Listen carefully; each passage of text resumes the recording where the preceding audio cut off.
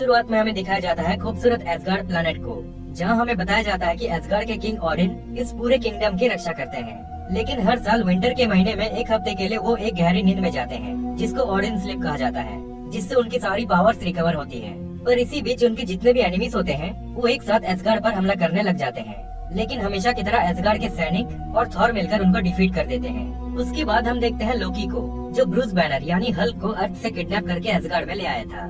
उसका प्लान था कि वो हल्क को कंट्रोल करके थॉर को रास्ते से हटाकर एसगार्ड पर राज कर सके, और इसमें उसकी मदद करती है अमोरा, जो कि थॉर की एक्स लवर थी। लोकी जानबूझकर ब्रूस को गुस्सा दिलाता है ताकि वो हल्क में बदल जाए, जिसके बाद ब्रूस फाइनली हल्क में ट्रांसफॉर्म हो जाता है। फिर अमोरा अपने मैजिकल पावर से हल्क और ब्रूस को सेपरेट कर देती है और हल्क का पूरा कंट्रोल लोकी को दे देती है। जिसके बाद लोकी हल्क का यूज करके उसको सीधा ओडिन के कैसल की ओर भेज देता है, जहां हम देखते हैं कि हल्क बहुत ही खतरनाक तरीके से सबको मारते हुए आगे बढ़ रहा था।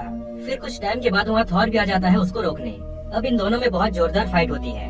थॉर हल्क को समझाने की कोशिश करता है कि हम दुश्मन नहीं हैं, लेकिन तभी हल्क के मुंह से लोकी की आवाज निकलती है, जिससे थॉर समझ जाता है कि इन सब के पीछे लोकी का हाथ है। यहाँ हम देखते हैं कि ये दोनों ही एक दूसरे पर भारी पड़ रहे थे। एक टाइम पर हल्क थॉर के म्योल्निर को उठाने की कोशिश करता है, लेकिन उसको उठा ही नहीं पाता। वही अमोरा लोकी को समझाती है कि तुम्हें ऐसा नहीं करना चाहिए, इससे मेरी मैजिक कमजोर होती जा रही है। लेकिन लोकी उसकी बात नहीं मानता और अपना पूरा जोर लगा देता है उसको उठाने में। तभी थॉर वापस म्योल्निर को अपने पास बुलाकर हल्क को एक बहुत ही खतरनाक बिजली का झटका देता है, जिससे अमोरा की मैजिक टूट जाती है और लोकी का भी हल्क पर से पूरा कंट्रोल हट जाता है। यानी अब हल्क पूरी तरह से आजाद और अनस्टॉपेबल मॉन्स्टर बन चुका था।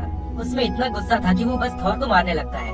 वो उसको इतना मारता है कि वो बस मरने ही वाला था। तभी हल्क की नजर पड़ती है कैसल पर और वो उसी तरफ ही जाने लगता है। उसके जाते ही अमोरा थॉर के पास आती है और उसको ठीक कर देती है।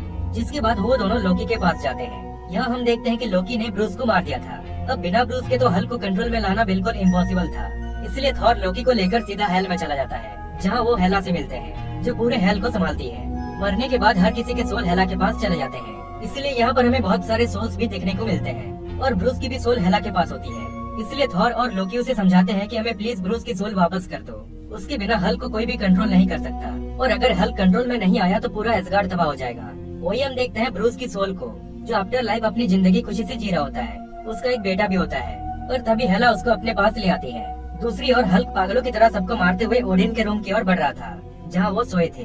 कोई भी उसको रोक नहीं पाते, और वो ओडिन को मारने वाला होता है कि हेला उसको टेलीपोर्ट करके अपने पास ले आती है, और हल्क यहाँ भी तबाही मचाने लग जाता है। फिर थॉर उससे दोबारा फाइट करता है। लोकी भी हल्क को रोकने की कोशिश करता है, लेकिन वो उन दोनों पर ही भारी पड़ जाता है।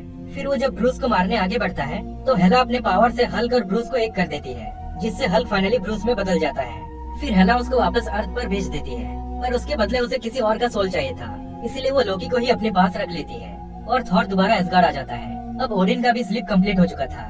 वो नींद से उठने के बाद थॉर के साथ साथ अपने सभी सैनिकों की बहुत तारीफ करके कहते हैं कि तुम सबकी वजह से आज हमारा एसगार्ड फिर से दुश्मनों से बच गया। फिर एंड में हम देखते हैं कि ब्रूस अर्थ में पहुंच चुका था और वो रास्ते में चलते हुए जा रहा था, और इसी तरह ये मूवी यहीं पर एंड हो जाती है।